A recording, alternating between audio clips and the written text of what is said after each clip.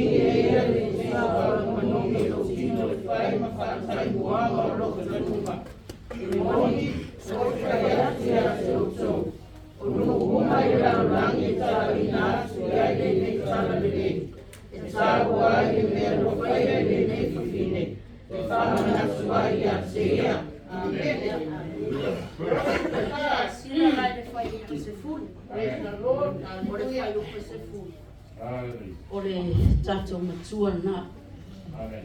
Ia tato fai tau fa atasi mai ai fa mulmule. Ora fa pea sua eu e a cena so. Se ale me o to fa la via e fine. Agora me lei quando vai a se lei. Ia le tua. Vai mai le tale. O Jesus sai le fale o. Sai petania le fale o Simona le pela. A tato te lo foi. O le po muri ale o Yesu. Malona aso. Ya ayo olo i popua nga. O le alai e ta oto ia Yesu. Ai alu atu le fine. O le fine le ta o le fine ang sala. O te whaiaku fōru ngai whawhine a. E lai manatu le fine o ia o le tangatanga sala. Ai sa mawhau o ia. Pole a se mea le whai mo le ali. Pole a se mea nga te whaia. Mo Yesu. Fai mai na le tala le tusi. Mai alu aku le finge ma le fangu suau. Ale fangu le, ale suau le. Fai mai o se suau e tau ma tātele. E fai mai a whakau e kele. O le u natu tau tele. O le upula le tau tele. Unga e le lope e pilionga pe. Ie le kau suau. Le ala walu atu le finge. Alu aku ale finge alu sawa fai le ngaluenga mo Yesu. Au tato. Ama natu le tina. O le alu e fai seme le lei. Mo se siainga. E mua mua alu aku ka uaku yasina. Ta uatu ya tala. Leo ke alu e fai le lei mo siainga la. Ya. Peo ke alu e ave ingo foa. O lau lau o pusa aisa o TV mea uma. Peo ke alu e ave o pera. Pule anu e mla koai. Ya o solo ila ngama fala velape. La mea mai mau e fua mea la ko kele la ia ko kele la fanga wenga. Ala fa mai le so pe alu wa. Yang ave le wa mea na la ko ale ave. Ke la ko sala le fale la. Kai manga ya u fo kai manga ya mea. Ale bueno o mea uma singa la ko bol fale e mo fo ko ala ya o wa e no o mea na mai ale mea fai wa mo fai le mele le fai male fai ma sipi ale mga fai se mele le sipi awange pa mai tala tu awange lo le lima ngabale le mea fai le lima tau le mea le mea kako e loa uma le anga vale mea le fai como kako o le ala le vi ingo le atua la mo o le vi ingo oi ma o le se vi ingo le atua amene ya fai mai ala kule finge lea la kuai le fa peng fai aku le auso o ese so la kuia Yesu awang fa kule finge le auso algo eso lo que fiara al factor al me fiara plea o fiara e pa ia kanga kala ai me le finya la ko le finya lo sao vai le ngaluenga I vai o Yesu ko me la le o ma solo le uno le finya le ale langa ngaluenga le fai mo Yesu le vai la fai ngaluenga al finya ale fai me o tinga ai loto le so so lo que eu foi a minha eu sou kale nga feo ai mai Yesu le na o le po muri o le po muri le o le na le ko va ai ai Yesu ale ngai fai le finya nga sala le me le ai ki ngai fo la toloto ma fai mai la koka mai pauso fia le fai fia la fai la me ale ai o le mea o le lei wa tupu le loto le fine o le mea lo ke fako o ka kontina e ola I o le mafo tina e ola e o I mangaku e mea le lei e le lei e lunga luenga le atua e le lei e inga o le tina o le ola o mafo le o le ale mea ufai mea le tina o le wingo tina o le ola taka mu fapia o le wingo tama o le ola nanga uia nga mua ave ile ola le atua o le kama nga mua ma ngava ia le ola le atua ale u fai mai kala kuspaia o le tina o le ola o eva o le ola mo fapela ia ula baia o akam mua ma ngava ile atua ale fai mai ma mai ile viola o akam fai ele fa fini le lopo le mea le ka o fini o le ola e mai ala le vio akam le wa mai ola le wa ola ka ko mea la lo ke fa ko wasi le kunga ola me fai akinga wasi le ola me fai akinga I lo le ulo le ainga amen awal fika kama amen ya awala ngal kala le kusi ole kala le kusi fa mai o tina ole ya e ola la kaka o mea uma e fai etinga e ola o mea pe yon kako mai fai mea e ola wa o mea e fale lei man ngal wenga le atua o ai o kama o le kinga o ngo kako o le ola me fai mea ai fai le tina. O le whamanguia ina i o le tina. E wawenga o i ele anganga le ali. Nanga kinga. E lalo. E lei lunga i kinga i lalo i forka maa. O le ulu. Kako ia le. Ale kelo mea. Ali ngoi whapele ulu. E anu le ua. E ngai lori ama le ua. Kusara mea umare ka kufai. Le ka kufai a mo le atua. Ma le whai mai o Yesu o le ulu. O kama o le ulu le ainga. O Yesu o le ulu le kalesia. O kama o le ulu le ainga. E ka kaula le kinga. Ma uange i o lunga. Awange i ngofo mai i ngofo lalo. E lalo e ke manguia. E lunga. Ia ka lofa ia ke oe lalo. Awange i eise kinga i e oso e lunga. Awange i eise kinga i oso e lunga. Ka lalo. Pe whaabasiwasi ka male a inga. Pe ke vai aku ea. Lalo. Lalo a. Langa o le Yesu whai mai. O le ulu. O le a inga. Ia lalo a. Aia whai kako nganu. O le whautua malea. Kako whaukua. A whaukua kua iei a le kalia. Ia. Marie, paulava. Wa abakuno kwa Faya kwa le faya melo kufakua. Ya kwa le faya ya musai kako. Kako o musai. E pule lava tamaa ia. Ia. Nea lawa waku le fini me whaatinu la nangalue. Ai ki ngale au so.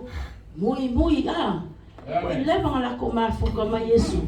Ai le masese mangaku whape. Ia. Ole au so ole se kinga. Ole au so nga kama umala ye. E se kinga au so. Le se sida.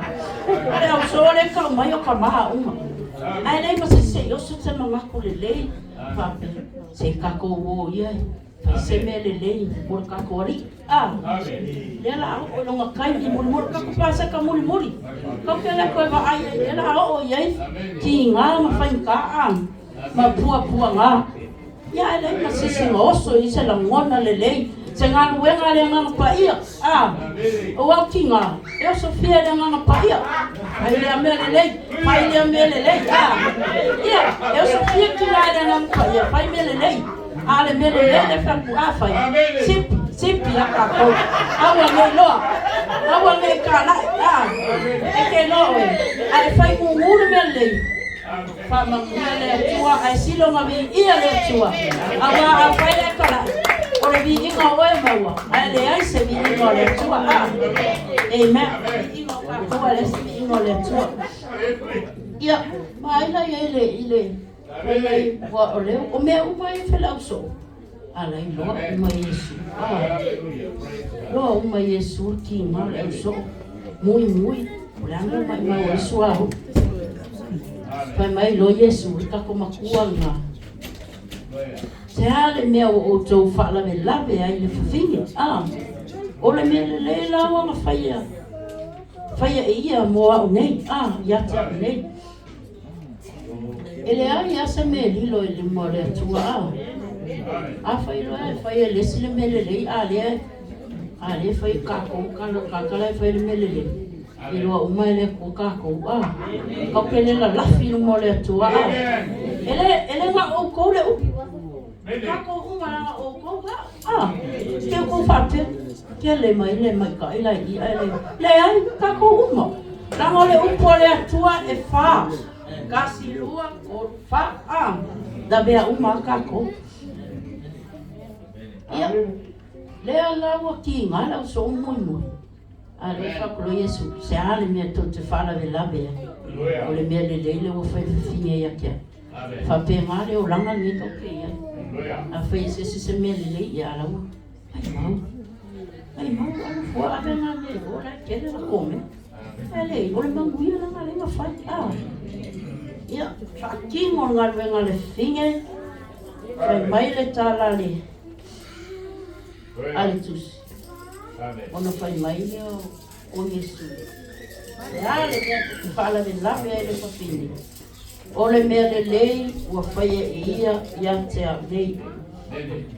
Awa tō te no nofo pia mai mātitima. E mai la. Mo nofo pia mai mātitima. Oa, tātou te le no nofo pia mai. Amen. O le mea foi lea. Ia. Amen. Tātou uma lingei asu. Amen. Ia. Ka ko whai mea le leia mo le tua. Ngaka kongo ngā wenga le riki. Amen. Tono a inga. Praise the Lord. Mai se foi o nuu. Mai kālesia. Kia mai ale. Kia loa tangata e whai ale mea le le. Kai mai e alu le kala. Amen. A whai kaka le mea le le. E le ngofo. E sala lau sora le kala le mea le le. Ile ala whai a. Amen. Praise the Lord. Whaela se o mai al whakaikainga o Taiana. Ia, lau te lasa fia uma. Te kaimi ua kenya na ia e mo. E o le whitinga le whai mea ang sabi. Ia o Taiana fo ia le kako e aku menga bawa mai e an. Ai whai mai le kaimi ngā kaku mai e ua loa ka ngaka uma le o uma le goku. So le kenya vaha lea le lalo langi. Pia vaha lea ka ngaka lea so whai lea le mali o Taiana. O whai a, sei vile le skai, sei whaola mai skai, ke fia maka ai le oki o Taiana. Ia, ngā ola skai au maka. Ngā uma le oki o Taiana, mea koe ka pē skai, koe off le skai e le koe ora. Ka fia maka e o ka wai aku long karaanga. I le lofa sanga whaia ma mea le lei. E le ingo le kenge, vole aka koe a nge mea uri. Aka o ngai si mai se kamaki. Ia alai mungu I fua leo lango kama. Ia alai kango kwa kenge whai. O ki kai kongo lea kamaka. Ngai loe le lalo langi umalo le tala anga. Ia foi lai o le whawhinga leo. O le whawhinga anga sala. Ai whai mai Yesu. O nuu umalapa. I le lalo langi. E tala ina I le tala le. E ta uai. Le mea le leina whaia. E ia te wa ai wahalu kuspa ia. E ka unu uma. O le lalo langi. O le lalo langi le wahalu. E kala o le whawhinya le whawhinge. O le whawhinge ang sala. Le wa sau whai le mea le lei. O le mea le lei lea. Whai mei o le mea sili sai tomo no na whala. Le wa sau whai mo le lei. E ala tatou nei tai au. Kuia la le whale e whaale. Tino. Ai alo whale nganga malo whale. O le asa me le lei o ia te oe. Mahau. Kako ke whai me le lei e mo le ali. O na whamanuia mai e leo ia pei o nei whiwhinge. O whamangalo ina ngā sala. Ma ua whamanuia ina o I le lalo rangi ato. Le kala o le mea le lei ma whai e ia. Ai ale mea le lenga whai e Yesu. Le mea sili ona le lei. Sau Yesu e maleo le sātauro. Whamangaloina oe maa. Leo kako maua leo la manuia. Ona o le mea le lenga whai e Yesu. Ngā lofa mai le lalo langi.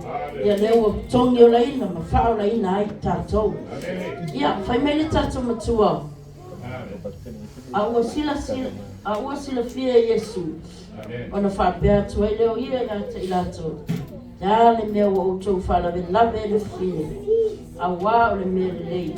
Wana whaia I ate a nei. Ia, o le upunga le tua whamamia mai le tua o Yesu.